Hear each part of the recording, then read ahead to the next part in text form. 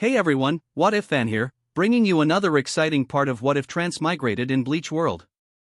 You can find the fanfic title and the original author's name on my Patreon page. Make sure to check it out and show them some love.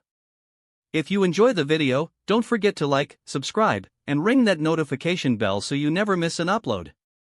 Also check out my Patreon channel for early releases of all the series, where you can find all the series released one day ahead of YouTube. Alright, let's jump into it. Chapter 41, The Strongest Ice and Snow Type Zanpakuto? The news of Uehara Shiroha slaying 50 hollows in a single strike spread through the Soul Society like wildfire. In the blink of an eye, his name, once only recognized by a few, became a legend. Whether they had heard of him before or not, now everyone knew who Uehara Shiroha was. The Seriitii was abuzz with chatter. Did you hear? That Uehara Shiroha is a monster, killing 50 hollows with a single attack. Isn't that captain-level strength? A captain at only 20 years old? When I was 20, I was still playing in the mud. They say Uehara's Zanpakuto is a permanent Shurikai, just like Captain Zaraki's. Wait, so are all permanent Shurikai this terrifying? The ability to freeze 50 hollows instantly. This might be the strongest ice-type Zanpakuto in history. Another monster has joined the Gotii 13. Meanwhile, Uehara's growing group of admirers could be heard shouting in unison. So handsome, Lord Uehara. Inside the tea room of the First Division, the usually composed Okikiba Genshiro took a sip of his tea, only to spit it out in shock right onto Chojiro Sasakai's face. For a moment, Sasakai didn't react. His mind was still processing the battle report in his hands. This. He blinked, still too stunned to wipe the tea from his face. Both men stared at each other in silence before turning their attention back to the report, their expressions filled with disbelief. A captain-level Shinigami under 30? They had seriously underestimated Uehara Shiroha. They had thought of him as merely captain-worthy, but now it was clear his strength was far beyond just barely reaching captain level. In the Technology Development Division, Mayuri Kuratsuchi wasted no time acquiring battle footage of the incident. Inside his private laboratory, cluttered with bizarre, grotesque equipment, he replayed the footage over and over, staring at the 50 frozen hollows trapped in unyielding ice. After several minutes of intense observation, he slammed his fist against the control panel. Damn it! This makes no sense. His voice echoed in the dimly lit lab. Why can't I collect the residual Zanpakuto Ryatsu? His golden eyes flickered with irritation as he muttered to himself. Permanent Shurikai. Just what are these strange Zanpakuto? He tapped his long, sharpened fingernails against the table, deep in thought. Looks like I'll have to go there personally and gather a few samples for research, and perhaps prepare some spare organs for sleeping number 5. A twisted grin spread across his face as he formulated his next move. In the 6th Division barracks, a young Kochiki Byakuya stood before his grandfather, gripping his Senbonzakura tightly. Grandfather, Byakuya said, his voice firm, I want to go to Hueco Mundo. His grandfather studied him carefully. Why? Byakuya's fingers tightened around his Zanpakuto. Uehara Shiroha's achievements had shaken him to his core. He had always believed himself to be a genius, destined for greatness. But now? Uehara Shiroha had single-handedly rewritten the definition of genius. His grandfather sighed. Byakuya, there is no doubt you are indeed a genius, he said calmly. If your desire to go is based on duty, then I will not stop you. However, he met Byakuya's gaze. If it is simply for competition, then there is no point. Byakuya remained silent, his mind filled with conflicting emotions. For the first time, he was unsure of himself. The expedition's temporary headquarters. By the time Uehara Shiroha and Ayasunanao returned to the temporary headquarters of the Expeditionary Army, the atmosphere had completely changed. Before, the Shinigami soldiers had been wary of him, skeptical, even dismissive. Now, their gazes were filled with shock, admiration, and respect. The weight of his strength had silenced any lingering doubts. This was the power of raw, undeniable strength. Yet, despite the shift in attitude, Uehara remained completely unaffected. He walked at his usual unhurried pace, as if strolling through a festival, utterly relaxed. It was as if killing 50 hollows had been nothing more than a trivial task. That was when a booming, familiar voice greeted him. "Our great hero has returned." Kayaraka Shunsui sauntered toward them, his wide-brimmed hat tilted slightly. When his gaze landed on Ise Nanao, his smile grew even wider. "Incredible," he mused. "You were gone for just a little while, and yet Nanao-chan has transformed from a rookie into a seasoned Shinigami." He chuckled, clearly proud. Then, with a dramatic flourish, he handed Uehara a small wine jar. "The conditions here aren't great, but I hope you'll forgive me." Uehara took the jar, his eyes lighting up. "Good wine." Without hesitation, he took a deep sip, draining it in one go. A warm, potent sensation spread through his body as pure racial and spiritual energy surged within him. Even the fatigue lingering in his muscles vanished instantly. This wasn't ordinary wine. This was an extremely rare spiritual wine, produced in limited quantities every year. Even among the nobles and captains, obtaining a jar was considered a luxury. Kayaraku turned to Nanao. "Nanao-chan, you fought hard. You should go rest." Nanao hesitated, then glanced at Uehara, who nodded. With a polite bow, she left to recuperate. Once she was gone, Kayaraku exhaled dramatically. "Brother Shiroha, you're full of surprises." A 20-year-old captain. I wonder if the old man was this strong when he was young. As the commander, nothing was more reassuring than having an invincible trump card under his command. He felt the pressure on his shoulders lighten significantly. But before he could start rearranging battle strategies, Uehara casually put down the empty wine jar and burped.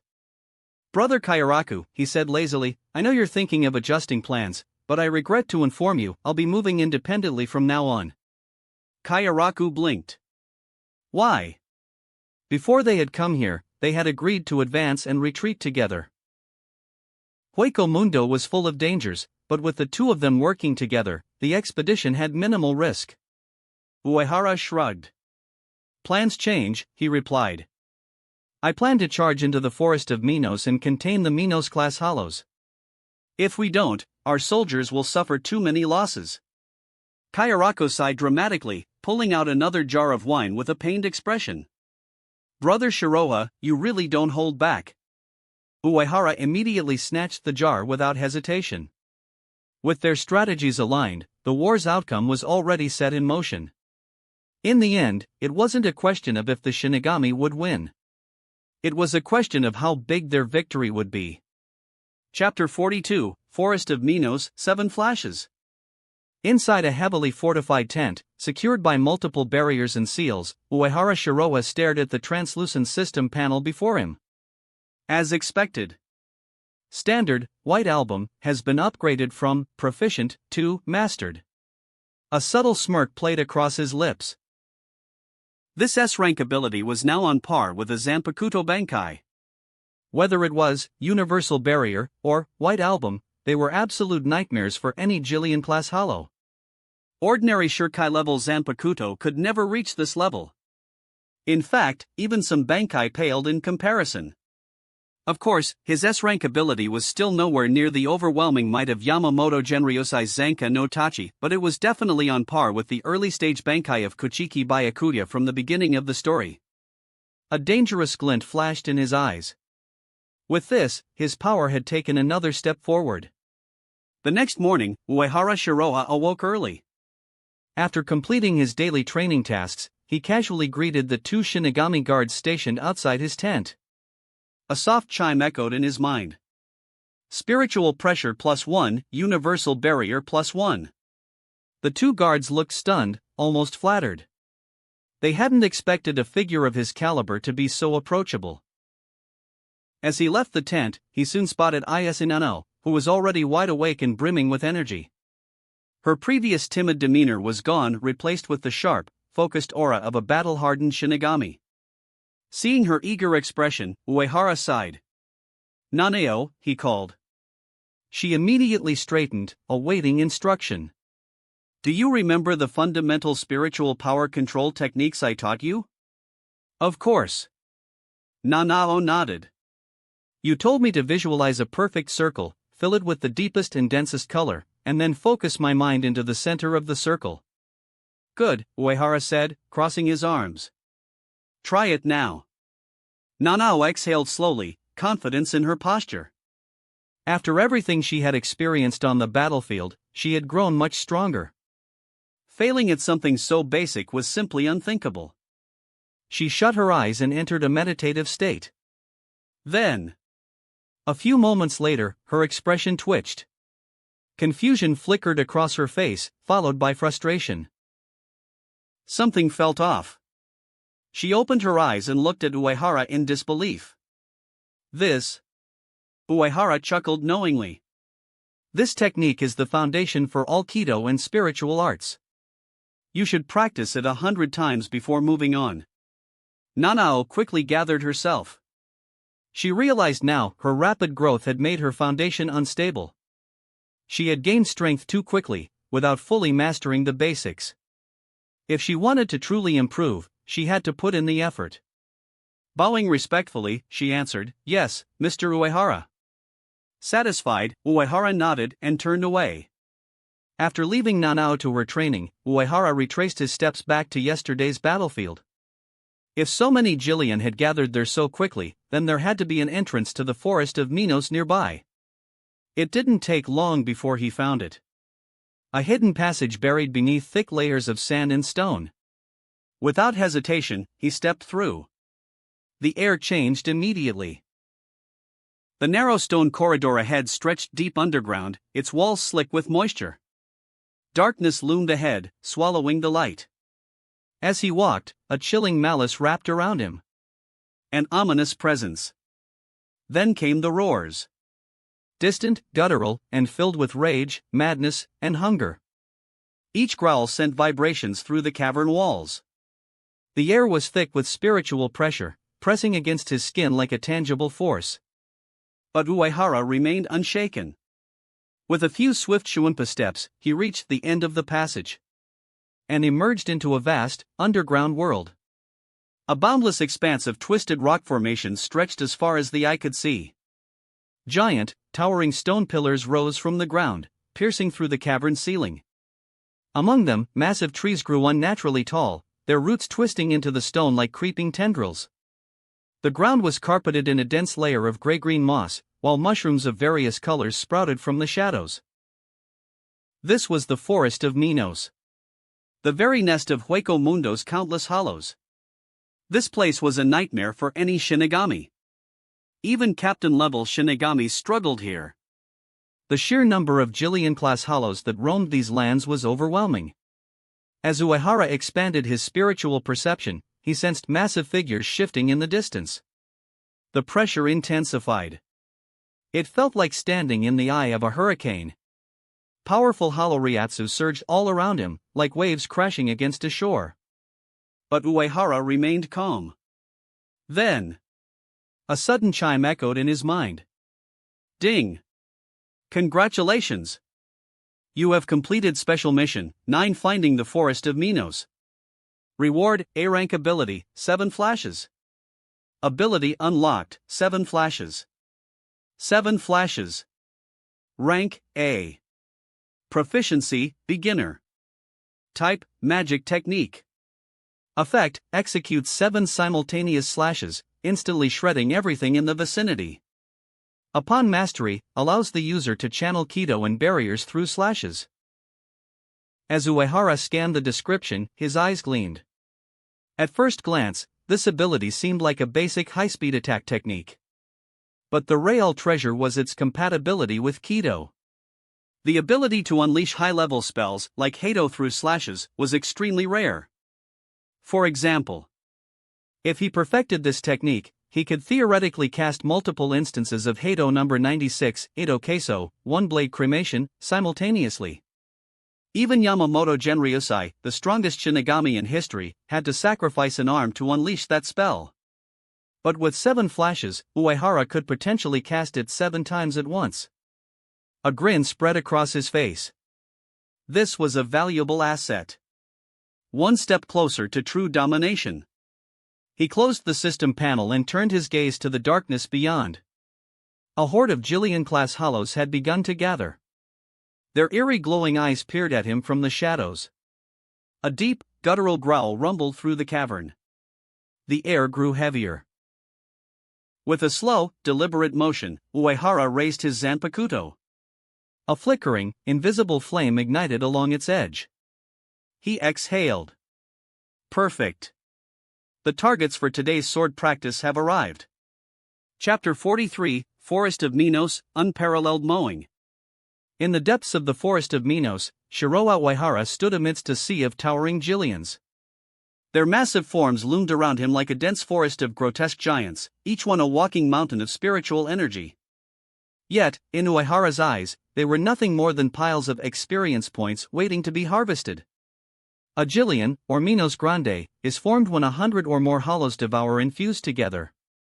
However, most Jillians lack self-awareness, reduced to nothing more than instinct-driven creatures that wander aimlessly through the vast underground domain of Hueco Mundo.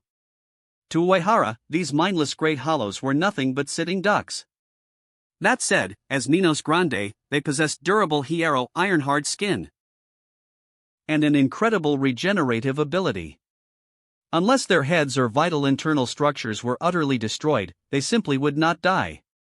Previously, Uehara had relied on an S-rank ability, consuming a vast amount of spiritual pressure to freeze the entire swarm of Jillians in one move. But this time, he had no intention of wasting that much energy. Instead, his gaze fell upon one of his more specialized abilities, one that was particularly effective against hollows. Sun Breathing. Level, B rank. Proficiency, Proficient.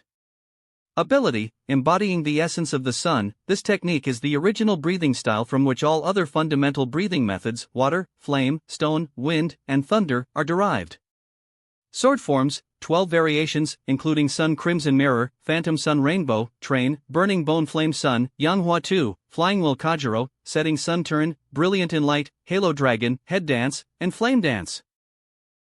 These forms can be seamlessly chained together, culminating in the ultimate 13th form, reincarnation, an endless cycle of strikes. Introduction. The peak of swordsmanship from Demon Slayer, created by Yoriichi Tsujikuni, an existence so terrifying that even Muzan Kibutsuji suffered sun-breathing PTSD. Unlocked upon completing Special Mission 6, Legendary 1st Division Commander. I wanted to walk among you as an ordinary man, yet I could not. Let me reveal my true self. I am a genius in the art of the sword. In a world of limited magic, Yoriichi Tsujikuni's mastery of reincarnation allowed him to unleash over 1,000 strikes in a single second, nearly rewriting the fate of his world in one battle. Now, wielded by Uehara Shiroa, empowered by immense spiritual pressure, sun breathing, and reincarnation, would evolve into something even greater. With a casual swing of his sky-breaking blade, invisible flames danced across the space before him, their scorching heat warping the very air. The sacred fire within the blade emanated an aura that seemed to suppress all evil. As the horde of Jillians closed in, Uehara moved. In the blink of an eye, the 12 sword forms of sun-breathing erupted in full display. Unlike rigidly structured attacks, Uehara seamlessly transitioned between forms, embodying the essence of sun-breathing with each fluid motion. Blazing arcs of his blade carved through the air, and wherever he struck, flames ignited.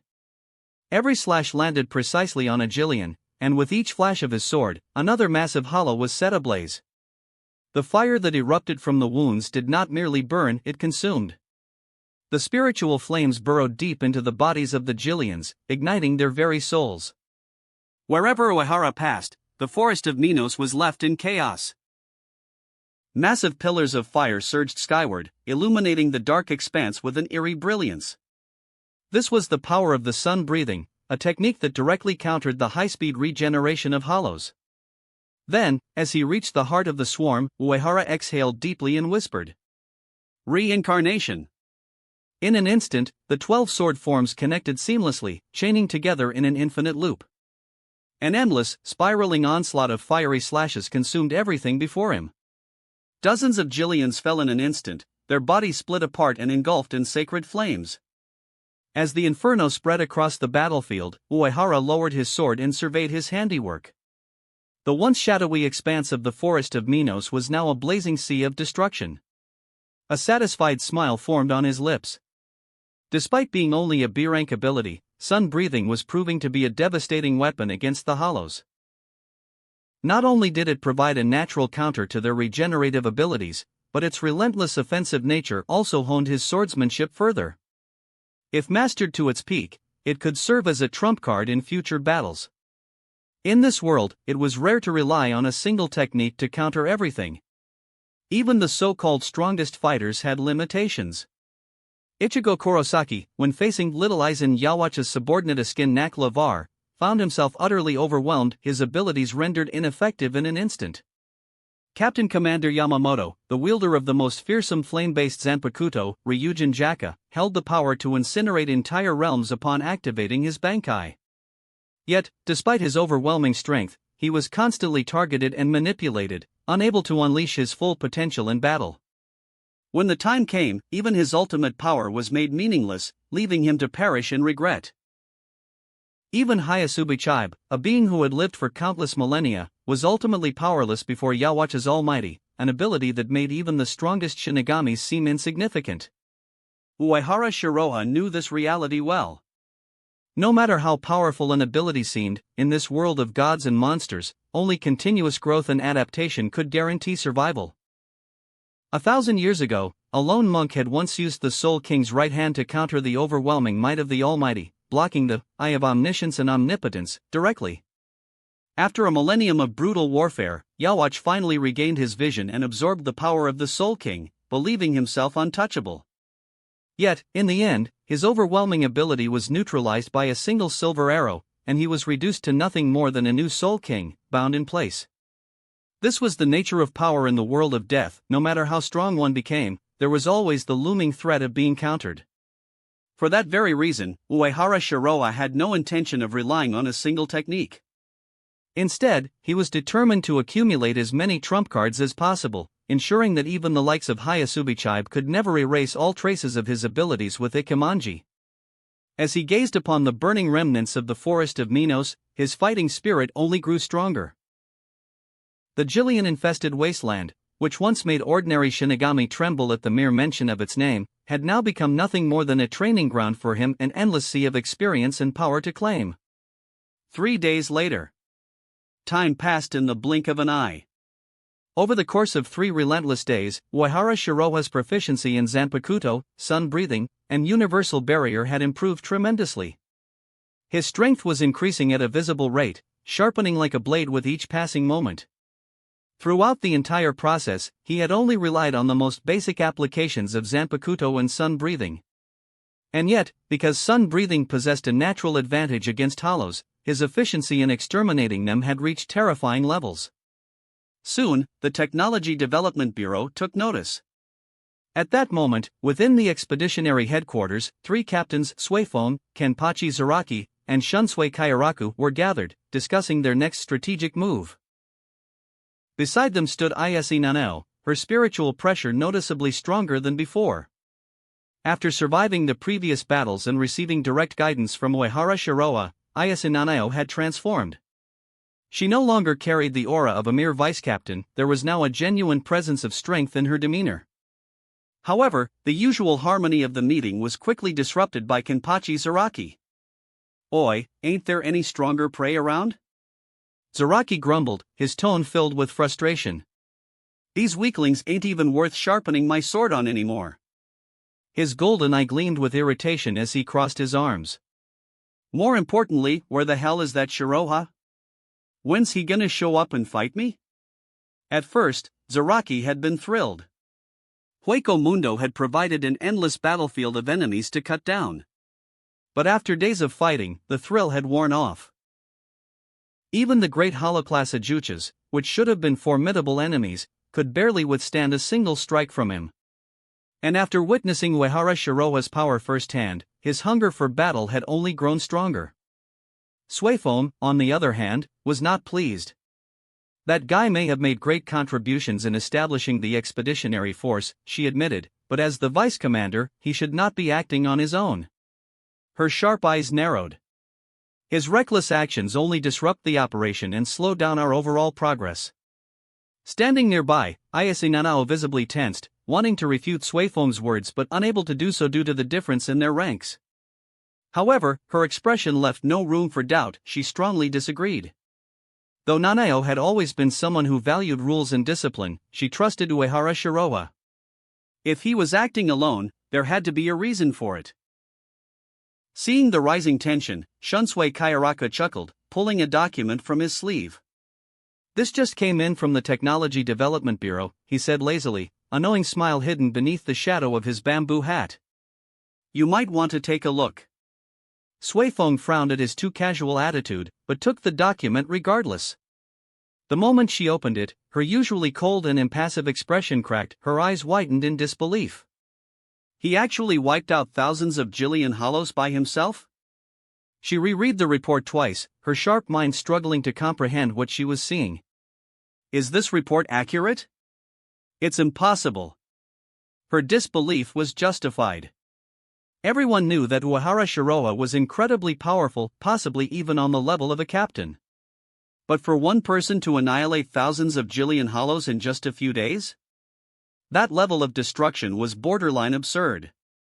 In Hueco Mundo, hollows were stronger than usual. The harsh environment amplified their physical abilities, making them much harder to kill in large numbers. Shinigami, on the other hand, needed time to recover spiritual pressure and physical strength between battles. So for one individual to continuously fight, without rest and produce results this unbelievable. Suifeng herself knew she could not achieve such a feat. Across the room, Zaraki Kenpachi's lone golden eye glowed with excitement. "Ha!" His mouth curled into a feral grin. "I knew he was strong." The bloodthirsty edge in his voice was unmistakable. "Damn it! I should have fight him when I had the chance." Meanwhile, Kayaraka Shunsui simply smiled, his usual carefree attitude not shifting in the slightest. "I have to admit, I also find it a little hard to believe," he said, shrugging. "But this is the truth." He folded his arms and leaned back slightly. Brother Shiroa single-handedly exceeded the expedition's original goal. His lazy voice carried an undeniable weight. If we're being honest, his efficiency alone is greater than all of ours combined. Shunsui turned slightly, smirking at his vice-captain. "And as much as my dear Nanao and I miss him and want him to return." His smile widened slightly, clearly teasing. It's hard to argue against results. Ayase Nanao, who had been listening silently, suddenly blushed. Her sharp glare landed on Kayaraku immediately. "Captain," she snapped, clearly embarrassed. She huffed, crossing her arms, but the proud glint in her eyes was unmistakable. Suifeng fell into silence. What could she even say?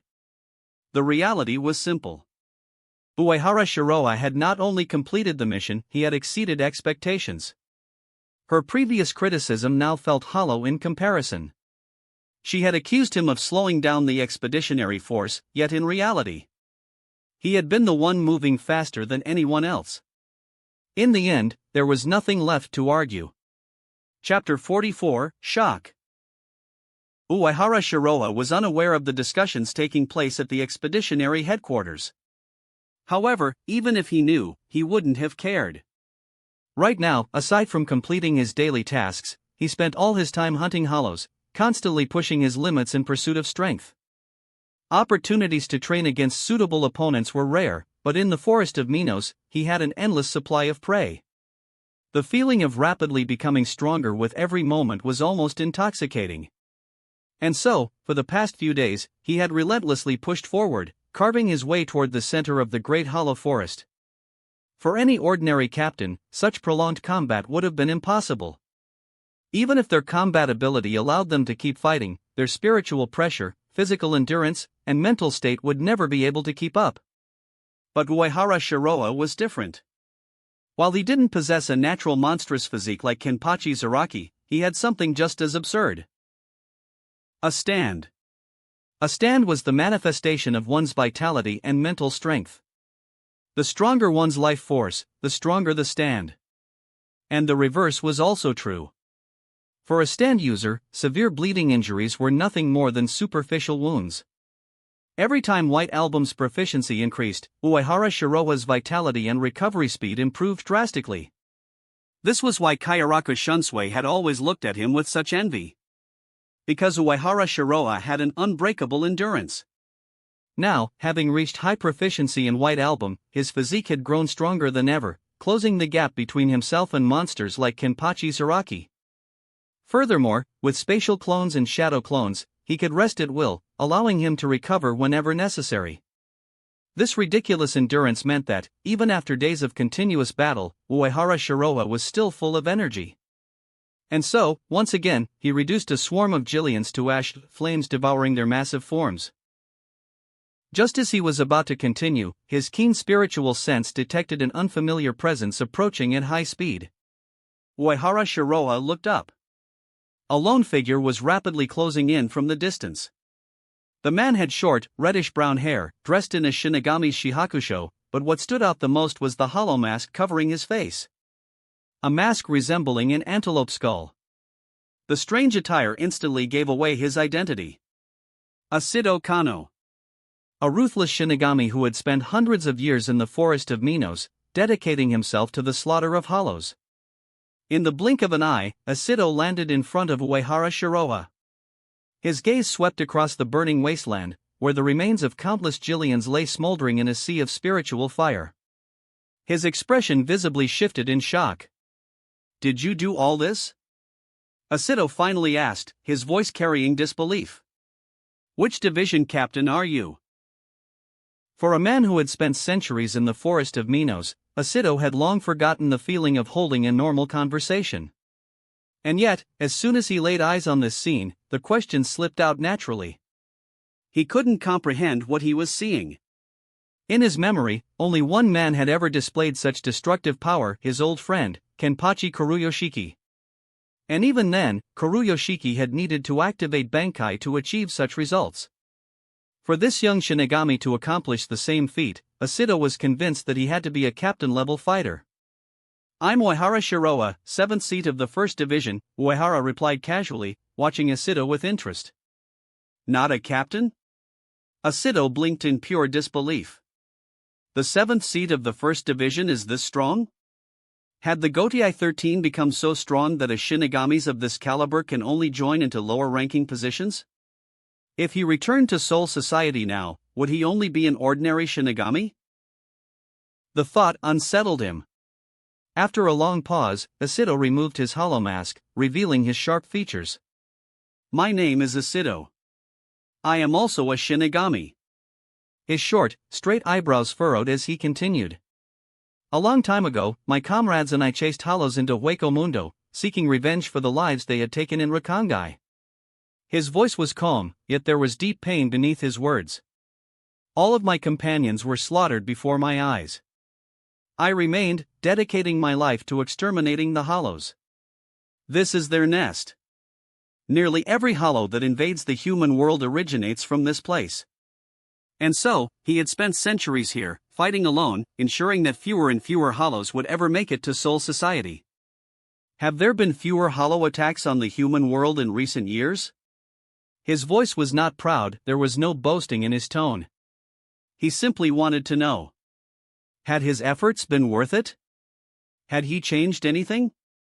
Uehara Shiroha sighed. "I'm sorry, but no. Some people did not want the hollows to disappear. There were those who viewed balance and control as more important than true peace.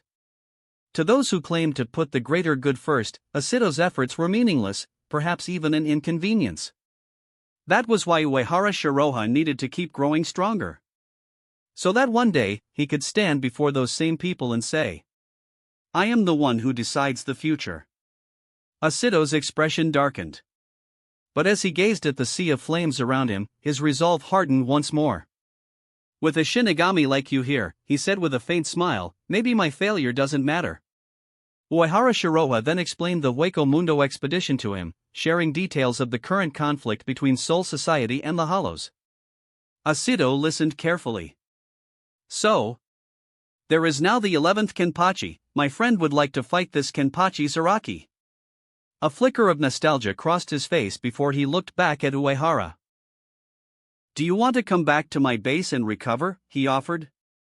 In his mind, this Shinigami had surely expended immense energy after such an overwhelming battle. His base was safe, and Uehara could rest there. Uehara Shiroa did not refuse. Half a day later, within a hidden cave, shrouded by a barrier that concealed spiritual pressure and sound, the two Shinigamis sat before a small fire. Asido carefully roasted mushrooms over the flames, applying a dark green moss to them as seasoning. Finally, he handed Uehara Shiroa a skewer of food that looked questionable. Uehara studied the blackened mushrooms with faint skepticism before taking a bite. To his surprise, his eyes lit up. Not bad. He picked up his wine cup, took a sip, and then continued eating. Asido, too, took a long drink, his expression turning nostalgic. "It's been a long time since I've shared a drink with another Shinigami," he murmured. Chapter 45, Top-Level Sparring Partner. Inside an empty underground cave, Uehara Shiroa and Asido sat comfortably, having feasted on food and drink. But now, their sparring match had begun. Uehara Shiroa, well aware of Asido's combat prowess, had no intention of letting such a valuable sparring partner go to waste. At the same time, Asido was curious about Uehara Shiroa's strength and eager to test himself against him. Thus, the two engaged in a thrilling battle. The moment their clash began, Asido drew his blade with a sharp motion, slashing straight for Uehara Shiroa's right arm. Clang! Uehara reacted instantly, raising his sword to block. But the instant their blades met, Asido vanished. So fast. Uehara Shiroa's heart stirred slightly, but he quickly sensed Asido's presence shifting behind him. To his right. Without hesitation, he dodged just as Asido's blade swept toward him. Unlike reckless fighters, Asido fought with perfect precision. Despite having spent centuries in solitude, his instincts were razor-sharp. He didn't rush in blindly, instead, he maintained careful distance, constantly circling and searching for openings. Yet, throughout the entire exchange, his blade never strayed from Uehara Shiroa's vital points. Neither of them used Bankai, Kido, or special abilities, only Shunpa, Hakuda, and Zanjutsu. For hundreds of years, Asido had relied solely on these three fundamental skills to slaughter countless Jillians and Ajuchas. Through endless battle, he had honed them to the level of perfection. At this moment, Uehara Shiroa realized something important. Asido was not just fast. If speed alone was his only strength, Uehara wouldn't have had much trouble countering him. After all, thanks to Shihoin Yoruchi, he was more than familiar with speed-type combatants. But Asido's true strength was not just his speed. It was his experience and combat intuition. Every movement was measured. Every strike was precise. It was as if Asido could predict his reactions before they even happened. Within just a few rounds, Uehara could feel it. Asido was reading his movements. This is the power of experience. Uehara Shiroa let out a small sigh in admiration. To have survived in Hueco Mundo for centuries, endlessly slaying hollows. This man's experience and combat skills are terrifying. But that was exactly why he had chosen not to rely on his system abilities in this battle. He had deliberately held back. Because his goal wasn't just to win. It was to learn. Experience and combat intuition had always been his greatest weakness. And this fight was the perfect chance to fix it. Time flew by. In the blink of an eye, 10 days had passed. Inside the cave, Asido's cold, sharp expression was now filled with shock. His blade trembled slightly. A sharp edge rested against his neck. His face mirrored the exact same incredulous look he had when he first met Uehara Shiroa. Even now, he couldn't believe it. Just 10 days ago, he had completely dominated Uehara Shiroa. His experience and skill had been an unshakable advantage, allowing him to suppress him effortlessly. But now, no matter how hard he tried, he found himself steadily falling behind. It was as if, in just 10 short days, Uehara Shiroa had eliminated a combat experience gap of hundreds of years. This growth rate was monstrous. Finally, Asido let out a deep sigh. He lowered his weapon and spoke sincerely. "You've surpassed me in every way," he admitted. "You're a genius." Uehara Shiroa smiled slightly. "Don't say that," he replied. "I've learned a lot from you as well. Without your guidance, I wouldn't have improved so quickly." With those words, he sheathed his sword. Through countless battles, Uehara Shiroa had once again ascended. His foundation had solidified. His combat instincts had sharpened. And his path to invincibility had taken another step forward. Before leaving, Uehara Shiroa gifted Asido several bottles of fine wine. Then, without hesitation, he turned and departed. At no point had he asked Asido if he wanted to return to Soul Society. Because he already knew the answer. To Asido, remaining here was proof that his fallen comrades had once existed. This place was their grave, and he would never leave it. As he watched Uehara's departing figure, Asido's expression was complex. Then, without another word, he turned back to continue his endless hunt. Though his fight had ultimately changed nothing, he still felt a sense of satisfaction. After all, even if it was only a little, he had helped a Shinigami with limitless potential grow even stronger. And that was enough. Expeditionary Headquarters, Uehara Shiroa's private room. Upon returning to base, Uehara Shiroa immediately completed his daily tasks. Ryatsu +1, 7 flashes +1. A warm current flowed through his limbs. He could clearly feel his Ryatsu had increased once again. The spiritual particle density in Hueco Mundo was far higher than in Siriidii, making growth much faster. And with the system's rewards, his progress was even more absurd. As he sat down, he casually opened his character panel. Character panel. Name, Uehara Shiroa, Shiroha. Position, 7th seat of the 1st Division. Ryatsu, 3rd-rate spiritual power, Captain level. Zanpakuto, Shunkyo, 2nd stage Shirkai.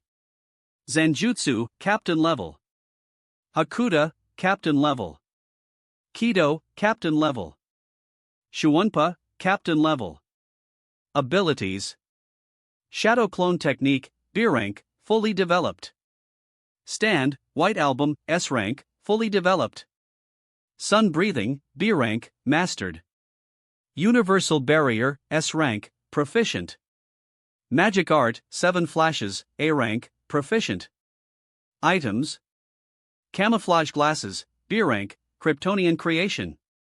5 Thunder Curse, C rank, Cultivation Talisman. Death Gloves, D rank, extraordinary creation. Horse Talisman, A rank, magical creation. Looking at the updated panel, Uehara Shiroa felt completely satisfied. Now, all of his core combat skills were at captain level. And flawless. With this foundation alone, he could already dominate most enemies. But Uehara Shiroa wasn't satisfied with just that. He didn't want to be like others, who relied on one ultimate technique. He wanted to master everything. To be invincible in all areas. To become like Aizen, a perfect all-rounder with no weaknesses. And so, his future plan remained the same. Complete more special missions. Train more. Become unstoppable. Just as he was deep in thought. Knock, knock. A knock sounded at his door. Chapter 46, Emergency Rescue. As Uehara Shiroa stepped out of the room, he was immediately met with the sight of Kayaraku Shuunsue's signature lazy smile and Ayase Nanao's slightly uneasy expression. His eyes narrowed. Something was off. What happened? He asked, already sensing that the news wouldn't be good. Kayaraku Shunsue maintained his usual relaxed demeanor, but his words carried undeniable weight. There was an issue with one of our intelligence points. Captain Suephone went to investigate, but just now, the Technology Development Bureau detected a sudden surge in her spiritual pressure, one strong enough to indicate that she activated her Bankai. Kayaraku paused for a beat before continuing, she's currently out of contact. Ayase Nanao's expression tensed further, but Kayaraku remained calm. I've already requested backup from Captain Zaraki. But to be safe, you should head there too. Despite the casual tone, Uehara Shiroa caught the underlying concern in Kayaraku's voice. Hearing that Suifoam had been ambushed, Uehara's thoughts spun. He had suspected something was amiss ever since those Jillians had inexplicably gathered to attack the 11th Division. Now, with Suifoam in trouble, it was clear someone was pulling the strings behind the scenes. However, rather than feeling troubled, Uehara saw an opportunity. Lately, the hollows in the Forest of Minos had stopped providing him with meaningful experience points. He had already surpassed the level of an ordinary captain, so holding back wasn't necessary anymore. With a smirk, he simply said, "Prepare the wine and wait for me to come back." Before Nanao could respond, his figure blurred and disappeared in a shuanpa. Left behind, Ayase Nanao clenched her fists, her emotions in turmoil.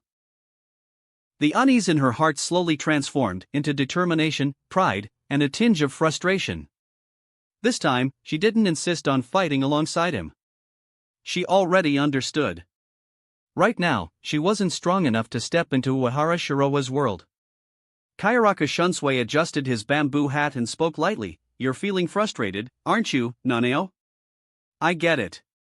He turned his gaze toward the horizon inside. "But this is war. No one is innocent, and no one gets to stay out of it." That said, a small smile formed on his lips. "I have a feeling Brother Shiroha will return victorious." Far away, in the vast, unending desert, Kenpachi Zaraki sprinted forward at full speed, his massive Zanpakuto clutched tightly in his grip. Wherever he passed, sand exploded into the air like a raging storm, his sheer force sending waves rippling through the golden landscape. As he ran, his single eye gleamed with excitement. "Oi, Yuichiro, are you sure this is the right direction?" he asked, his voice booming over the howling winds. "Of course, Aegean." Kusajishi Yuichiro, perched comfortably on his back, patted her chest with confidence. "This is definitely the fastest shortcut. We'll reach the battlefield before anyone else." Her eyes sparkled mischievously. "This time, that pretty boy Uehara guy won't beat us there first." Kenpachi let out a loud, reckless laugh. "Ha ha ha. Good. It's been too long since I've had a decent fight." His spiritual pressure flared wildly, sending invisible shockwaves through the desert. Any hollow foolish enough to cross his path was crushed instantly either by the sheer weight of his Ryatsu or the brute force of his charge. Meanwhile, in a desolate wasteland deep within Hueco Mundo, Suifoam was covered in wounds, her white captain's Haori soaked in blood. Her breath came ragged and uneven as she stared at the towering figure before her. It was a blue-skinned, four-armed humanoid hollow, its eerie, pupil-less eyes locked onto her with an unsettling stillness. Surrounding it were three other Ajuchas-class hollows, each with grotesque, monstrous forms. They formed a tight perimeter, cutting off all avenues of escape. Suifoam gritted her teeth, forcing herself to stay upright. Her spiritual pressure was nearly depleted. Her body felt sluggish, her limbs heavy as if bound by invisible chains. A ripple distorted the air. Before she could react, the four-armed hollow vanished. "Sonido!" Suifoam recognized the technique instantly, but her weakened body refused to keep up. In the blink of an eye, her enemy reappeared behind her, its clawed hand tearing through the fabric of her shihakusho. A deadly chill ran down her spine. Death was an instant away. Suifoam struggled to move, to counter, but an inexplicable force was suppressing her spiritual energy. Her mind screamed in defiance. "I am Suifoam, captain of the 2nd Division. I will surpass that person. I refuse to die here." The four-armed hollow sneered. "Shinigami, your power has already been sealed by my ability," it said, its voice deep and grating. "Struggle all you like, it will change nothing." Three of its arms lifted, black spheres of concentrated energy forming in each palm. It wasn't an ordinary Siro. This was a specialized attack, something far more destructive. Suifoam gritted her teeth. Damn it! If she was going down, she would at least take this bastard with her. Just as she was about to activate a forbidden technique, a sudden heatwave surged through the battlefield. Whoosh! A brilliant burst of flame sliced through the air, followed by the flash of a blade. The burning edge of a Zanpakuto tore through the night sky, aiming straight for the four-armed hollow's skull. Alarmed, the creature twisted its body, retreating just in time to avoid being bisected. Suifon's eyes widened. A figure emerged from the firestorm, standing tall and unwavering before her. Her breath hitched. It's him. She stared at Uehara Shirowa's back, her mind reeling. This guy, his strength had grown even more terrifying. But Uehara paid her no mind. His cold, calculating gaze remained locked on the enemy. So, you dodged, he mused. Not bad. Your nerve detection and reflexes are sharp. As expected of a Vasto lord. His grip on his sword tightened. But evolving to the top of the hollow hierarchy isn't easy. Are you really in such a rush to die? The four-armed hollow remained silent, but its posture shifted slightly, as if reassessing the situation. Uehara continued, his voice calm but laced with menace. To reach this stage, you must have devoured countless others. First, absorbing enough power to become a Jillian. Then, achieving self-awareness and rising to the rank of a Juchas. Finally, surviving the merciless slaughter of your own kind to evolve into a Vastolord. He tilted his head slightly. With all that struggle, why throw it away now? In the hollow's empty, black eyes, something flickered. A brief hesitation. Uehara's eyes narrowed. He had a good idea of who was behind this. Aizen. From behind him, Suifoam struggled to speak through her exhaustion. Be careful, the thing's ability, it seals spiritual pressure, she warned. Uehara glanced at her out of the corner of his eye. Her Ryatsu was in complete disarray, and she was barely staying conscious. TCH. How troublesome. Without another word, Suifoam staggered backward, focusing on recovering her strength. Chapter 47, Heido number 99. Gori Utenmatsu, just a hot bath. In the vast desert of Hueco Mundo, Uehara Shiroa stood with an unshaken expression, facing four hollows. Across from him, the four-armed hollow Valdez locked eyes with him, his gaze cold and wary. This Shinigami was dangerous. Just moments ago, Valdez had felt an overwhelming threat from the man's blade and the searing flames that followed. It was only due to his quick reflexes and the use of Sonido that he had managed to escape in time. But what troubled him wasn't just the attack itself, it was why he had felt threatened at all. The Shinigami's spiritual pressure wasn't anything extraordinary. Yet, it had left a wound that refused to heal. For someone at the pinnacle of hollow evolution, a Vasto Lord with top-tier Hiero, steel skin, and super-speed regeneration, this should have been impossible. Behind him, the three Ajuchas who had once exuded confidence were now visibly shaken. Senor Valdez, your arm, one of them stammered, eyes widening in horror. This is impossible. That was just a simple sword strike. How can it do this? Another gasped. Why isn't your regeneration working? Valdez lowered his gaze to his abdomen and his pupils shrank. One of his lower arms had been reduced to ash. And even now, it had yet to regenerate. His expression darkened. What the hell is this power? He quickly examined himself, only to discover that not only was his regeneration failing, but even his natural abilities had been partially suppressed. His grip on his remaining weapons tightened. If I had been just a fraction of a second slower back then. A chill ran down his spine at the thought. Valdez exhaled, suppressing his unease, and spoke coldly, Shinigami. I am Valdez, Vanguard General of Barragan Luzenbairn, the Lord of Las Noches. By his decree, we have come to eradicate you. His tone turned sharper. State your name and speak your last words. Uehara Shiroha, however, remained unimpressed. He glanced around, taking in the surroundings before replying with a casual tone. So, this is what gives you the confidence to ambush a captain of the Gotii 13? His gaze flickered toward the barely visible barrier surrounding them. A field that isolates sound, suppresses spiritual pressure, and your own peculiar abilities. And yet, I don't see Sailaparo Grands anywhere. His lips curled into a smirk.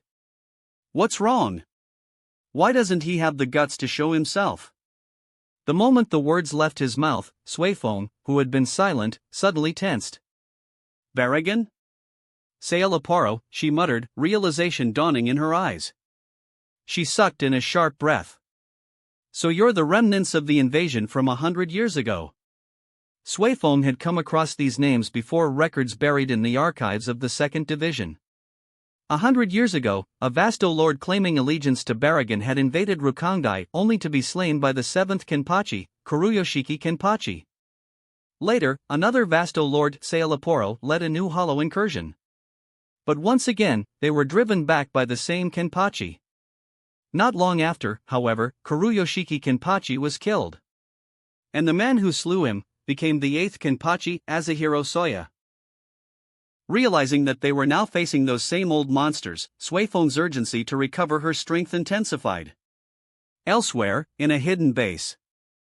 Deep within the desert, inside a hidden research facility, a petite figure with jet black hair sat before a monitor. Her delicate fingers lightly tapped the console as she turned toward a man standing beside her. Lord Sailaporo, is this really wise? She asked softly. That Shinigami, he doesn't seem like someone we should be cooperating with. Her golden eyes darkened. He may bring harm to His Majesty. Sailaporo Grands, the scientist among the hollows, didn't even glance at her. Instead, his lips curled into an amused smirk as he watched the live feed on the screen. Loka, you worry too much. His voice was dripping with arrogance. It doesn't matter who sits on the throne of Las Noches. My only desire is to further my research. His eyes gleamed with excitement. And thanks to our informant, I now have the perfect test subjects. 2 high-quality Shinigami captains. He licked his lips. With their data, my anti-membrane silk technology will reach perfection. A shadow crossed his face as he recalled the events of a century past. Back then, his forces had suffered a crushing defeat. Not due to a lack of strength, but because of technical flaws in his designs. He would not make the same mistake again. Even if it meant working alongside someone with questionable motives, the opportunity was too valuable to pass up. Suppressing his own urge to step onto the battlefield, Sailaporo turned and barked an order. Grands, don't interfere. From the shadows, a deep, guttural chuckle echoed. Sailaporo clenched his jaw. His brother, Yilford Grands, had always been obsessed with battle just as Sailaporo was obsessed with research. Both of them had been consumed by their experiments, creating powerful new hollows only to be devoured by their own creation. The two had fused, becoming a super Vasto Lord. Yet, even now, their conflicting ambitions clashed. And that was a problem Sailaporo had yet to solve. Back on the battlefield, Velda's expression darkened at Uehara Shirowa's words. You dare utter Lord Sailaporo's name so casually? His voice dripped with fury. Though Sailaporo had not yet officially taken his own path, his status as a super Vasto Lord made him a candidate for the Feared Espada Zero. Even among hollows, he commanded deep respect. But Uehara Shiroa remained unimpressed. His gaze flickered toward Velda's regrown arm. I see you've recovered. Shall we begin? Valdez grinned menacingly. You think I was waiting for my arm to heal? His eyes gleamed with malice. No, I was waiting for you to step into my trap. With a sharp clap of his hands, a deafening boom echoed through the battlefield. Suddenly, a strange white cocoon-like structure materialized from thin air. Without warning, it burst open, unleashing a torrent of searing flames. The inferno twisted and surged, forming 5 massive fire dragons that roared as they converged toward Uehara Shiroha.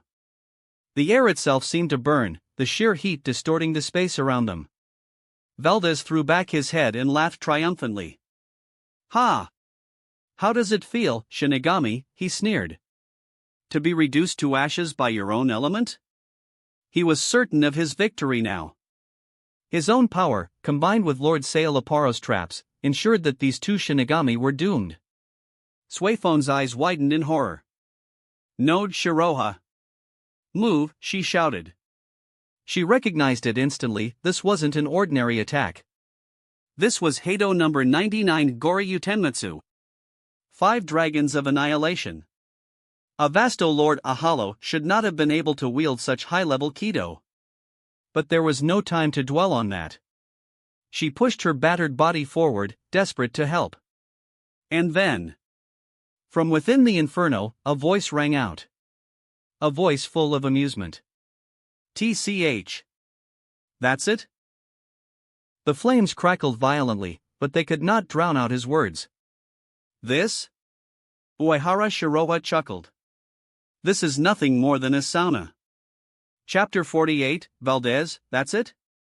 Suifeng and Valdez froze in disbelief, their eyes locked on the inferno before them. From within the raging flames, a voice rang out, calm, mocking. Uehara Shiroa stood amidst the fire, completely unscathed.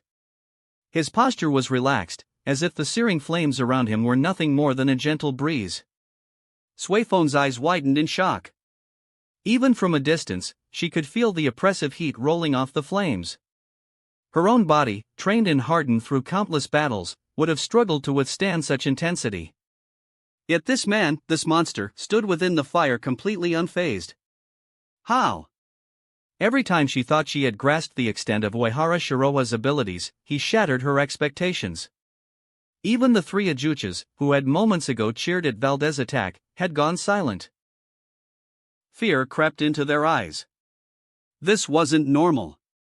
This wasn't something a mere Shinigami should be capable of. This is impossible, Valdez muttered, his shock evident. He had seen it with his own eyes, his flames had engulfed Uehara Shiroa completely, and yet, even with Hierro and superspeed regeneration, Valdez knew he wouldn't have walked out of those flames unharmed. And yet, the Shinigami stood there unburned, unscathed, and completely unimpressed. The corner of Uehara Shiroa's lips curled upward in amusement. 5 Dragons of Annihilation, huh, he mused. A name like that makes it sound impressive, but in the end, it's just a degraded replica. Valdez's expression darkened. Uehara continued, his voice carrying a hint of mockery, this trap, it was left behind by Sailaporo, wasn't it? He had recognized it immediately. The so-called 5 Dragons transmigration was nothing more than a fabricated construct and imitation created using anti-membrane silk. Sailaporo's twisted scientific genius had birthed this black technology, allowing it to record and replicate spiritual pressure-based abilities from Shinigami, Hollows, and even Quincy. Uehara Shiroa couldn't help but find the concept intriguing. How do you even know this? Valdez hissed, his voice laced with disbelief. This Shinigami saw through everything. But Valdez had no time to dwell on it. He gritted his teeth and activated the anti-membrane silk once more, channeling an even stronger flame. The air quivered as the fire surged, the sky igniting in a violent inferno. Simultaneously, Valdez raised a Siroascuras in one of his remaining arms, its sinister black glow pulsing with destructive energy. If flames alone couldn't take this Shinigami down, then he would annihilate him with overwhelming force. Suifeng instinctively stepped back, putting more distance between herself and the battlefield. She knew that, in her current state, she would only be a hindrance. Her gaze locked onto the inferno before her. The power of these flames, she muttered, eyes narrowing. Even though it was a Hollow's replication, it carried the structure of Heido number 99 Goryu Tenmatsu. She immediately spotted the danger hidden behind the firestorm. Uehara Shiroa. Watch out, she shouted. That Vasto Lord Siroascuras and his ability, he's trying to overwhelm you with both at once. As the 5 blazing dragons surged toward him, Uehara Shiroa exhaled softly. Without hesitation, he activated 2 abilities, White Album and Universal Boundary, in unison. Instantly, the oppressive power of the flames diminished. The once mighty dragons twisted and contorted, shrinking until they became nothing more than flickering fire snakes. Uehara Shiroa reached out. The flames, no longer wild and uncontrollable, wrapped around his arm like living creatures only to be crushed effortlessly in his grasp. In the next instant, his sword was already in motion. With a single precise slash, the deadly Siroascuras, the trump card of a Vasto Lord, was cut apart, dispersing harmlessly into the night. The battlefield fell silent. Valdez's eyes widened in sheer terror. You? He whispered, taking a cautious step back. Uehara Shirowa's golden eyes sharpened. It's my turn now. The moment those words left his mouth, Uehara Shirowa vanished. Snap! The sound rang out like thunder as Valdez instinctively leaped back, expanding his sensory field to the absolute limit. He wasn't taking any chances. At the same time, the three Ajuchas surrounding him raised their own siro and fired simultaneously. But it was useless. Uehara Shirowa's defenses were absolute. Between his condensed spiritual pressure, his nigh-indestructible barrier, and his sheer mastery of movement, these intermediate-level siro weren't even strong enough to scratch him. With two quick shuanpa, Uehara Shirowa appeared directly in front of Valdez. For a brief moment, Valdez's expression twisted into a sinister grin. Yes, come closer. This close, the power of the barrier would maximize his ability. If Uehara Shirowa stepped just a little further, his spiritual pressure would be completely sealed. In his mind, Valdez had already won. But just before Uehara stepped into the trap, he stopped. His golden eyes glinted with amusement. Did you really think I wouldn't see through something so obvious? Without a word, Uehara Shirowa raised his blade. Sun breathing, 12th form. The sword cut through the air. A brilliant wave of flames erupted forward, engulfing Valdez entirely. This time, the Vasto Lord didn't dare to take the attack lightly. He activated every defensive ability at his disposal, his spiritual pressure-sealing field expanding outward in full force. The invisible force pushed back the flames. But it wasn't enough. The fire pressed forward, consuming everything in its path. And then, slash! Uehara Shirowa had already disappeared from his previous position. Before Valdez could react, the three Ajuchas lunged toward Uehara Shirowa. They moved in perfect synchronization. Years of survival in Hueco Mundo had honed their instincts. But against Uehara Shirowa, their tactics meant nothing. His spiritual perception flared. Shing! A single slash. And the flames of sun breathing engulfed the first Ajuchas entirely. Before the second could react. Hado number 4, Byakurai. A piercing white lightning bolt shot through its mask, killing it instantly. The third Ajuchas, in desperation, swung a bladed arm at Uehara's chest. But Uehara didn't move. He simply raised his right hand and stopped the attack barehanded. A crushing force exploded from his palm, sending a shockwave through the air. The final Ajucha's body shattered, its core obliterated in an instant. All three were dead within mere breaths. Valdez, witnessing the massacre, turned and ran without hesitation. He had no intention of dying here. But behind him, Uehara Shirowa sighed. A Vasto Lord, the so-called pinnacle of all hollows, and this is the best you can do? His tone was filled with disappointment. Now he understood. There was a reason this hollow never appeared as an errand card during Aizen's reign. Aizen probably thought he wasn't even worth recruiting. Shaking his head, Uehara Shirowa took a step forward and vanished in a shuanpa. Chapter 49, The Taste is Really Good. It wasn't until the figures of Uehara Shirowa and Valdez disappeared into the distance that Suifone finally snapped out of her daze. She exhaled sharply, her mind still reeling from what she had just witnessed. The battle had been too perfect. Every movement Uehara Shirowa made, every counterattack, every maneuver, flawless. It wasn't just power, it was absolute mastery over combat. To face the siege of 4 hollows, including a Vasto Lord, without even breaking a sweat? That level of experience, skill, and adaptability should have taken centuries to cultivate. Yet this man had achieved it in just 20 years. For the first time, Suifone felt something deep inside her waver. How do you surpass a monster like that? The pale moonlight cast eerie shadows over the endless sand dunes of Hueco Mundo, painting the wasteland with a sense of desolation and doom. Even the crescent moon in the sky seemed ominous, as if it, too, was watching the events unfold with silent judgment. Heavy footsteps shattered the stillness. Valdez was running for his life. His nerves were on high alert, his hollow detection ability scanning the surroundings relentlessly. Vasto Lord had superior detection compared to the Shinigami's spiritual perception. Their reaction time and movement speed were, under normal circumstances, faster than even Shuunpa. That was why Valdez was confident he could escape. As long as he could make it back to that person. Reincarnation. A fiery voice boomed from behind. Before Valdez could even turn his head, a storm of slashes descended upon him. 12 blade forms of sun breathing woven together into a devastating dance of the fire god. Valdez screamed, his own ability erupting instinctively in an attempt to counter. "How can a mere Shinigami kill me?" he roared. But Uehara Shiroa's Shuunpa and his blade moved faster than even the Vasto Lord's nerve detection. For a fleeting moment, Valdez saw nothing but a sky filled with fire. And then, pain. The right side of his body, completely burned away. His nerves severed. His once proud regeneration halted.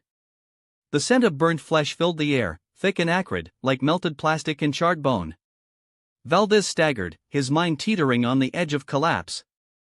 He had never faced an opponent like this before. An enemy with unbreakable defense, overwhelming strength, and terrifying speed. How do you fight something like this? His will to fight shattered completely. But he still had one last option. Gathering what little strength he had left, Valdez channeled all his spiritual pressure, unleashing a barrage of Black Zero and his remaining hollow abilities in one desperate attempt. Uehara Shiroa didn't even blink. With a casual wave of his sword, he countered effortlessly. Flying Wheel Sun Flame. Ice Coffin. Fire and ice collided. Valdez was caught in the storm. His left side, frozen solid. His right side, consumed by fire. Before he could react, Uehara Shiroa moved again. Sun-breathing, 13th form, reincarnation. A pillar of crimson fire shot into the sky, engulfing Valdez entirely. The sheer heat and force penetrated even the deepest layers of his Hierro. A final scream echoed through the desert. Then, silence. Valdez, the Vasto Lord, collapsed onto the sand, charred, broken, defeated. Uehara Shiroa stepped forward and calmly ended it with one last strike. His golden eyes regarded the motionless corpse with disappointment. As a Vasto Lord, you had potential, he murmured, shaking his head. If you had been a little more ruthless, if you had fought a little harder, you might have escaped. But Valdez's spirit had crumbled before the fight had even ended. That was the difference between the strong and the weak. Uehara Shiroa let out a sigh. Honestly, this entire battle had been anticlimactic. Hueco Mundo isn't what it used to be. Even Vasto Lord-class hollows were disappointing. Sailaparo and Barragan were considered powerful. But one was obsessed with research, and the other was lost in his delusions of being a king. Neither of them had the mindset of a true Shinigami. This was why Hueco Mundo belonged to Aizen. Barragan was a false king. Aizen broke the old system and introduced evolution, a true competitive hierarchy with the Espada system. Barragan's subordinates were weak, his palace was a joke, and he didn't even have a worthy queen. Meanwhile, Aizen's Espada had palaces, servants, even lowly subordinates. It was like modern civilization against cavemen. As Uehara Shiroa pondered the future, his thoughts turned to Saelaparo's trap. This setup had been too precise. It wasn't just a random ambush, it had been planned with detailed knowledge of Shinigami captains. The 5 Dragons of Annihilation technique wasn't something ordinary Shinigami even knew about. And yet, Saelaparo had it. Which meant Aizen was already in contact with Hueco Mundo. It wouldn't be long before Aizen completely took over. And when that happened, the Hollows would evolve into something even more terrifying. I hope they'll be more interesting than this, Uehara thought to himself. After all, even Yawatch had been interested in Hollows. Ding! A crisp bell sound rang through the air. A moment later, a murderous aura surged forward like a tidal wave. Before Uehara Shiroa could fully process it, an attack came from behind. Clang! A sharp sound of metal clashing echoed across the battlefield. Without hesitation, Uehara raised his right hand, catching the incoming blade barehanded. He lifted his gaze. A wild grin greeted him. A single eye, gleaming with madness and excitement. Zaraki Kenpachi. His bloodthirsty grin widened as he saw Uehara blocking his Zanpakuto with his bare hand. The sword in his grasp was a tattered, jagged mess, looking like it could break at any moment. And yet, this very blade had killed the previous Kenpachi. Those who knew feared it. But Uehara's hand wasn't even scratched. Kenpachi's eye burned with pure joy. This is it, he growled, his voice trembling with excitement. The fighting spirit radiating from his body made the air itself feel scorching. It had been too long since he felt this sensation. A real battle. A real opponent. And now, staring at Uehara Shiroa, he had finally found one. As Kenpachi Zaraki's excitement reached its peak, his body trembling with anticipation, a small pink head suddenly popped up from behind his broad shoulders. Bright round eyes, a cheerful smile, and an innocent expression. The 11th Division's vice captain, Kosajishi Yachiru. She clapped her tiny hands together, her voice ringing out in delight. Wow! So strong. Pretty boy is so strong. Despite being Kenpachi's vice captain, Yachiru cheered for his opponent. Why? Because she understood Kenpachi better than anyone. For him, nothing in the world was happier than finding a powerful opponent, a worthy adversary to fight to the death. Facing Kenpachi's overwhelming battle lust, Uehara Shiroa remained calm. I know you're excited, but don't be so impatient, he said casually. Then, with a smirk, he added, by the way, didn't you say last time that I could cut you first? Why are you the one attacking first? Isn't that unfair? Kenpachi grinned wildly. Without hesitation, he ripped open his shihakusho, exposing his battle-scarred chest, muscles like forged steel. Ha ha ha ha. Fine then. Come on, he roared, spreading his arms. Use your strongest move and cut me as much as you want. I'll even let you cut twice in neck, eyes, whatever you want. It's all up to you. Your words, Uehara Shiroa said, drawing his sword without hesitation. White Album Time Capsule. A burst of ultra-low temperature energy erupted from his blade, and in an instant, Kenpachi Zaraki was frozen solid. A massive ice sculpture now stood in his place, its face still wearing a gleeful, battle-hungry grin. From a safe distance, Yuichiro pouted angrily. Pretty boy. You can't bully Aegean like that. Uehara Shiroa glanced at her. Got it. Before she could react, an icicle shot forward, encasing her in ice as well. Now, under the eerie Hueco Mundo moonlight, two glittering ice statues, one big, one small, stood side by side. Uehara Shiroa crossed his arms and nodded in satisfaction. A family should always stay together. With that, he turned and ran away. Not long after, an explosion of spiritual pressure shattered the ice. Kenpachi burst free, his single eye burning with fury. That bastard, he bellowed, veins popping on his forehead. Damn it!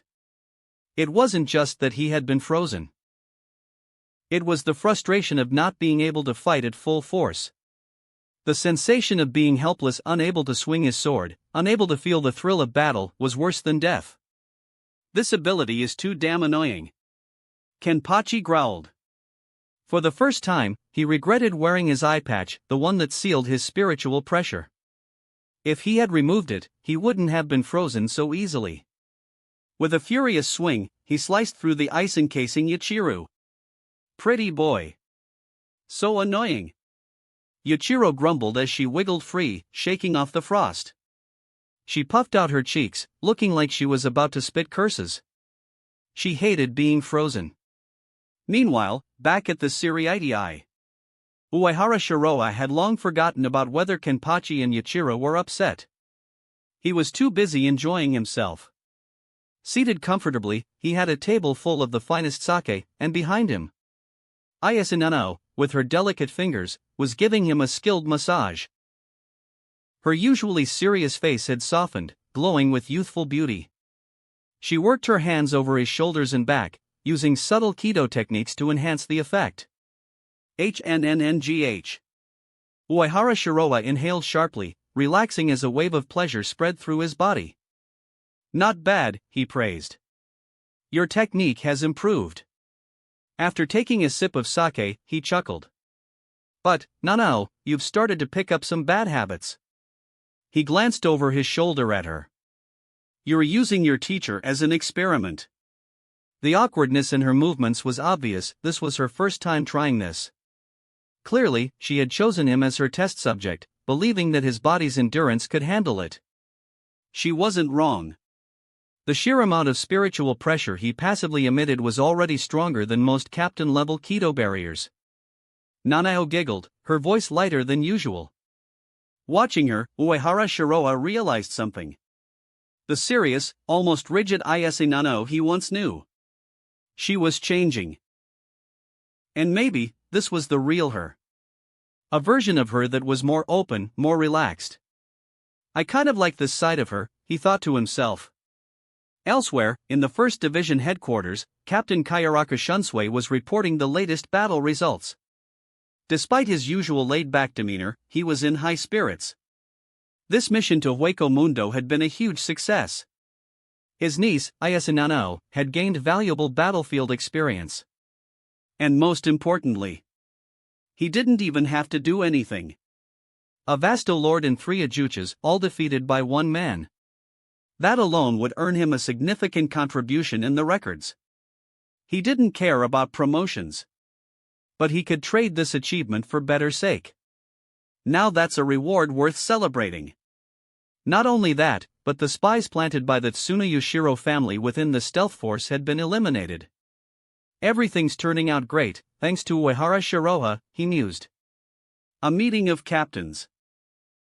Shortly after, in the 1st Division's captain's office, the remaining captains of the Gotei 13 convened for a meeting.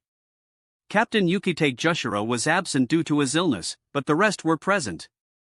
A messenger from the stealth force stepped forward, handing over a battle report to head Captain Yamamoto Genryosai Shigakuni. The old Shinigami read the document, and for a brief moment, his eyebrows raised slightly. Without a word, he passed it to his vice-captain, Chojiro Sasakaibe. Sasakaibe took the report, skimmed it, then paused. His expression changed. After reading it again, he finally spoke aloud. 7th Seat Uehara Shiroa single-handedly defeated a Vasto Lord, rescued Captain Suifong, and eliminated 3 Ajuchas. Silence fell over the room. Several captains' eyes widened in shock. They had already suspected that Uehara Shiroa possessed captain-level strength. But even for a captain, slaying a Vasto Lord alone was no easy feat. Vasto Lord-class hollows were not only as strong as captains but also possessed greater physical prowess and intellect. Only captains like Kenpachi Kuruyoshiki, who were acknowledged by the 0 Division for their raw combat power, could reliably defeat a Vasto Lord. And yet, Uehara Shiroa had done it. And he wasn't even a vice-captain, let alone a captain. Some captains exchanged glances. Ikemaro Jin, a genius from the same academy class, was still just a vice-captain. Had Uehara Shiroa awakened? Bankai? Chapter 50, 3rd Seat in the 1st Division, Uehara Shiroa. Inside the 1st Division's captain's office, the air was thick with tension as the latest battle report was discussed. Seated at the center of the gathering, Captain Commander Yamamoto Genryosai Shigakuni remained unreadable, his expression as unshakable as a mountain. Then, suddenly, "Well done, Uehara Shiroa." A deep, booming voice rang through the room. 7th Division Captain Kamamura Sajin clenched his massive fist, his wolf-like features brimming with pride. The Captain General was right, he added, his voice filled with admiration. Kamamura was a simple-minded man, he didn't dwell on deeper implications. For him, this was great news. It was proof that Yamamoto's judgment was absolute. At the other side of the room, Aizen Sasuke quietly observed. So, Uehara Shiroa had been hiding his true strength all this time. Aizen had long suspected that the man wasn't as ordinary as he appeared. But this level of power? Fascinating. A small, almost imperceptible smirk formed on his lips. Uehara Shiroa was still in Hueco Mundo. Perhaps. This was the perfect chance to test him further. Would he reveal even more surprises? Meanwhile, the 9th Division captain, Tozen Kaname, remained expressionless, his true thoughts hidden behind a mask of indifference. The 6th Division captain, Kochiki Jinrei, sat in silent contemplation. The words "I want to retire" might as well have been written across his face. Across the room, the acting captain of the 12th Division, Kuratsuchi Mayuri, sneered. His grating, mocking voice cut through the discussion. According to the records, he said with clear disdain, Captain Suefoam had already activated her Bankai before Uehara Shiroa engaged the Vasto Lord. He folded his arms, his golden eyes narrowing. A Shinigami who hasn't even achieved Bankai taking down a Vasto Lord? Impossible. He scoffed. This so-called victory, it must have been mere opportunism. Then, with an insidious grin, he added, I've also heard that Captain Kayaraku has a deep friendship with Uehara Shiroa. Coincidence? The implication was clear. Had Kayaraku exaggerated the young Shinigami's achievements? Are you questioning the Captain Commander's judgment? Kamamura's voice boomed as he glared at Mayuri. Tension crackled in the air. Before things could escalate, Aizen stepped in, his voice smooth and composed. Captain Kuratsuchi's concerns are understandable. He turned to Kamamura.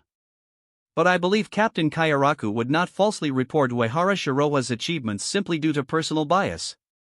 His words were measured, calm, diplomatic. Neither Mayuri nor Kamamura had any objections to Aizen's reasoning. With a huff, the two ended their argument. At that moment, a voice broke the silence. Captain Commander. All eyes turned toward the speaker. It was Izuru Kira, the acting captain of the 3rd Division. He stepped forward without hesitation and declared, Uehara Shiroa is more suited for the position of 3rd Division captain than I am. I propose that he replace me as the acting captain immediately. A murmur spread through the room.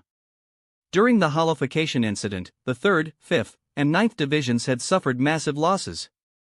The 9th Division was practically rebuilt from scratch. During this transitional period, Izuru had been appointed as acting captain. However, he had never been enthusiastic about the role. Now, seeing Uehara Shiroa's incredible achievements, he was eager to step down. Yamamoto finally spoke. Uehara Shiroa has not yet achieved Bankai. He is not qualified to be a captain. His words were final. But everyone in the room knew. That was just an excuse. Ordinarily, achieving Bankai was a requirement for captaincy. However, there were exceptions. For example, defeating the reigning Kenpachi and claiming the title.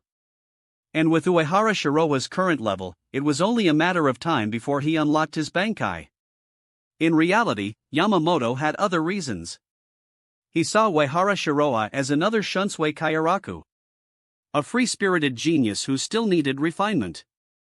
Such a prodigy required more polishing before being given a captain's seat. However, Yamamoto did acknowledge his strength. Thus, he issued a new order. Promote Uehara Shiroa to 3rd seat of the 1st Division. He will be responsible for Hueco Mundo affairs. At these words, Vice Captain Chojiro Sasakai's expression turned complicated. He was happy that a young genius had emerged in the 1st Division. But at the same time, he felt a strange pressure. No matter what, his position as Yamamoto's right-hand man was secure. Yet the fact that a 20-something-year-old Shinigami was already making waves. It was unnerving. Aft. After a long pause, Sasakai finally chuckled to himself. Well, at least I can rub this in the 4th seat's face. The thought amused him greatly. As news of the Hueco Mundo battle spread, Uehara Shiroa's name shook the Soul Society. Flower Street, which had been quiet since the departure of two major figures, was lively once more. Shinigami officers and vice captains alike were in awe of Uehara Shiroa's achievements. Especially those from Rukangai. To them, Uehara Shiroa was an inspiration. A symbol of what a commoner could achieve. Even the noble clans, who had previously dismissed him, were forced to acknowledge his existence. Among them, the Tsuneyashiro family, who once looked down on him, now saw him as a valuable ally. After all, a captain-level Shinigami was a precious asset. And befriending one was never a bad investment. At the Expeditionary Army headquarters, Uehara Shiroha sat with an easygoing expression as he received the latest appointment. Across from him, Kayaraka Shunsui held out a parchment and grinned mischievously. "Congratulations, Brother Shiroha," he teased. "You're now officially the third seat of the first division." He watched Uehara's reaction carefully before adding, "How does it feel?" "A little disappointed, maybe?" "If you had listened to me and applied for the 3rd Division's captaincy, you might be wearing a captain's Haori by now." Uehara Shiroha lazily waved a hand. "Being a captain is too much work." He took the parchment without enthusiasm. "Whoever wants the Haori can have it, I'm fine with being 3rd seat." Titles didn't mean much to him. As long as he kept getting stronger, whether he was captain, general commander, or even king of Soul Society, it wouldn't make a difference. If he ever revealed his full strength, he could already picture it. When the 1,000-year blood war came, the captains would probably be shivering and saying, "It's cold, someone give him a general captain's Haori to keep warm." Kayaraka Shunsui sighed dramatically, shaking his head. "Well, it's up to you. As long as you're happy." Then, with a sly smirk, he continued. "That said, you're not off the hook just yet. The Expeditionary Army's mission is almost complete, and the main force will be withdrawing soon. But you, as the newly appointed 3rd seat, need to stay behind in Hueco Mundo a little longer." Uehara Shiroha blinked, then scoffed.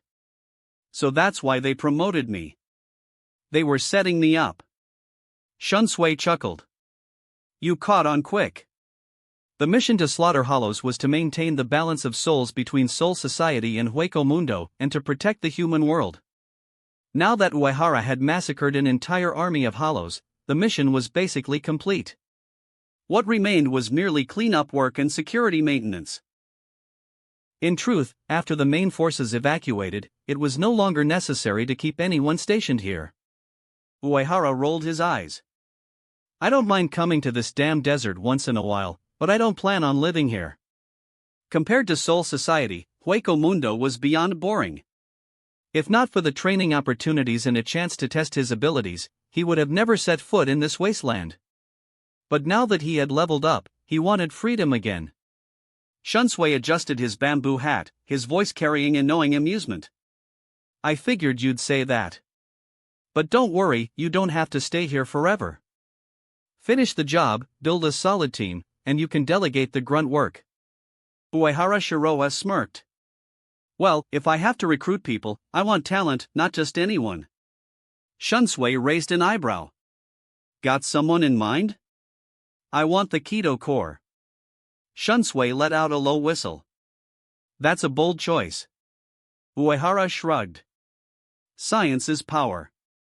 Just look at Kisuke Urahara and Mayuri Kuratsuchi. They created monsters like the Hogyoku and the Blood Cages during the 1,000-year Blood War. With enough research backing, anything was possible." Uehara Shiroha had zero patience for research himself, but that didn't mean he couldn't gather experts to do it for him. He was ready to enjoy the life of a client dad. Shunsui gave him a thumbs up. "You have good taste." Then, with a smirk, he muttered, "If this keeps up, the Kido Corps will cease to exist." Even as he joked, inwardly, he was relieved. For years, he had disliked the existence of separate armed divisions like the Kido Corps. Their power structure allowed nobles to act too arrogantly. If they ended up under Uehara Shiroha's control, it would prevent Kuratsuchi Mayuri from hoarding them, which was a win-win. As the Hueco Mundo gate opened, the departing Expeditionary Army prepared to leave.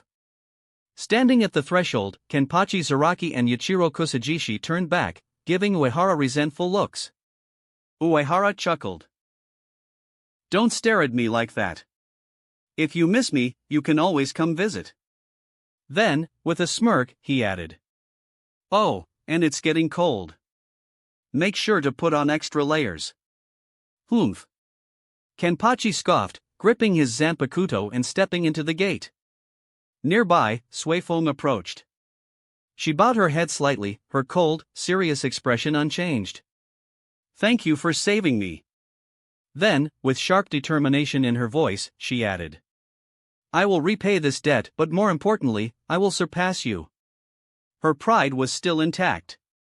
She was grateful, but she refused to be overshadowed forever. Even if she knew it would be difficult, she would not back down. Uehara admired that about her. He smirked and teased her. I have high hopes for you. If you keep working hard, you might reach my current level in your next life. Suifeng's expression froze. Then, without another word, she turned on her heel and left. Behind her, a few remaining Onmitsukido personnel followed silently. The ones from noble families had all perished. With the main forces gone, Uehara Shiroa surveyed his new recruits. Former Kido Corps members, looking at him with expectant expressions. Ayase Nanao, standing beside him, adjusting her glasses. For the first time, he thought. Maybe, this arrangement isn't so bad after all. Being far away from Soul Society, with authority over his own domain, had its perks. His position in Soul Society meant he couldn't stir up too much trouble. But here, in Hueco Mundo? He could do whatever the hell he wanted. Daily duties? Minimal. Luxurious entertainment? Abundant. Uehara Shiroa had already made arrangements with Kayaraka Shunsui to meet at their usual spot in Flower Street that evening. Of course, every time he used the Donai Gate to return to Soul Society, it consumed a significant amount of resources. But since the Gotiei 13 was footing the bill? Not his problem. The more Uehara thought about it, the more he realized.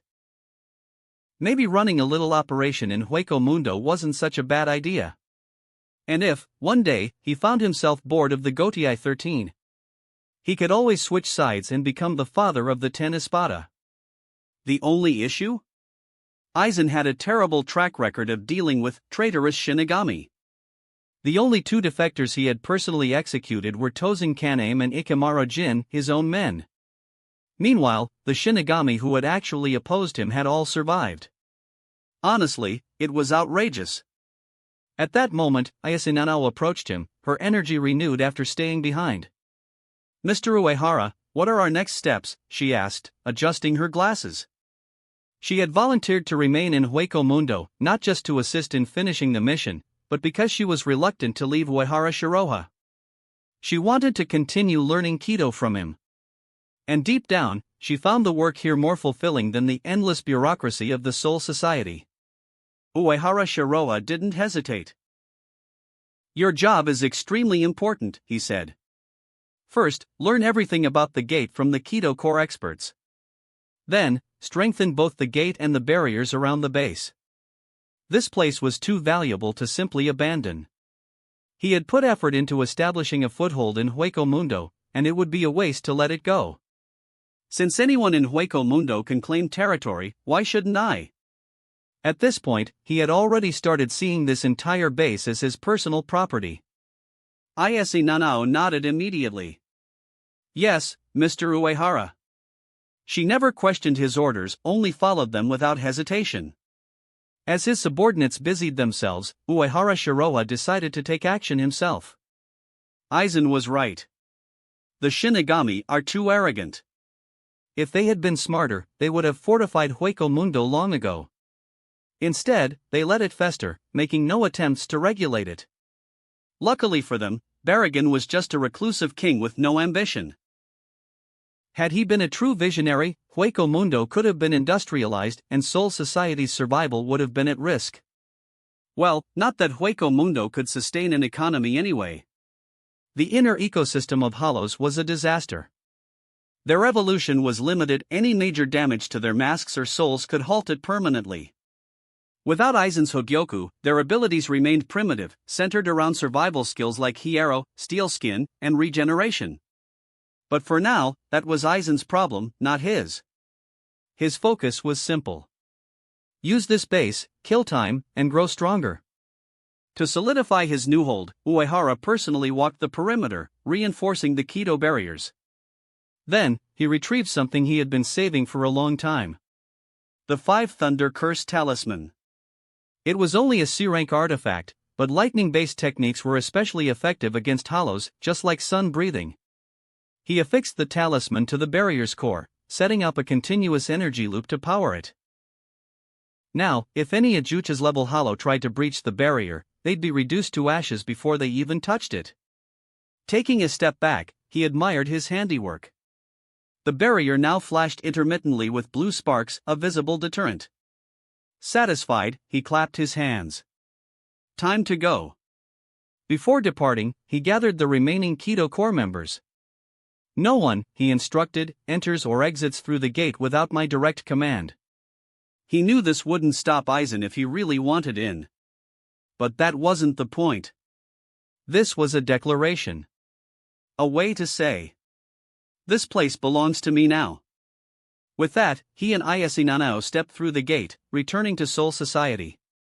The moment Uehara Shiroha arrived in Soul Society, he headed straight to Flower Street, where Kayaraka Shunsui had prepared a grand banquet in his honor.